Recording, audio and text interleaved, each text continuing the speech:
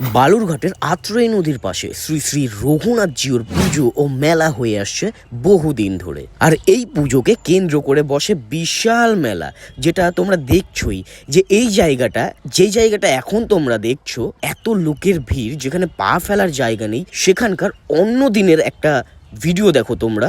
সেখানে দেখো পুরোটাই কিন্তু একেবারে ফাঁকা, কিন্তু আজ সেখানে পা ফেলার জায়গা নেই, এতটা লোকের ভিড় হয়ে গেছে এখানে।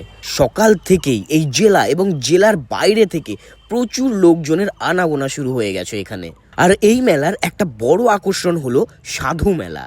শোনা যায় এক সাধু 1944 সালে বাংলাদেশের রাজশাহী জেলার মান্দা থেকে মাটি এনে প্রথম এই রঘুনাথ পুজো শুরু করেছিলেন। তাই এই জেলার বিভিন্ন প্রান্ত থেকে সাধু, সন্ত, বাউল, ফকির সকলেই এসে উপস্থিত হন। সকল পুণ্যার্থীরা মন্দিরের পাশের এই ঘাটে স্নান করে পুজো দিচ্ছিলেন।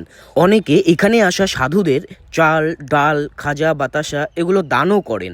আর এই রঘুনাথ পুজোর মূল নৈবেদ্য হলো ডাব। সকলে রঘুনাথ জিউকে ডাব উৎসর্গ করেন। আর এখানে কেউ যদি একটা ডাব মানত করে তাহলে তাকে দুটো ডাব দিতে হবে, কেউ দুটো করলে চারটে দিতে হবে, মানে ডবল দিতে হয়। এছাড়া সুপুরি, আলু, নকুলদানা, বাতাসা এই সবও উৎসর্গ করা হয় এখানে। যুগ যুগ ধরে চলে আসছে এই রঘুনাথ জিউর পুজো ও মেলা। বলতে গেলে আমাদের জেলার অন্যতম ঐতিহ্য এই রঘুনাথ জিউর মেলা। টাটা।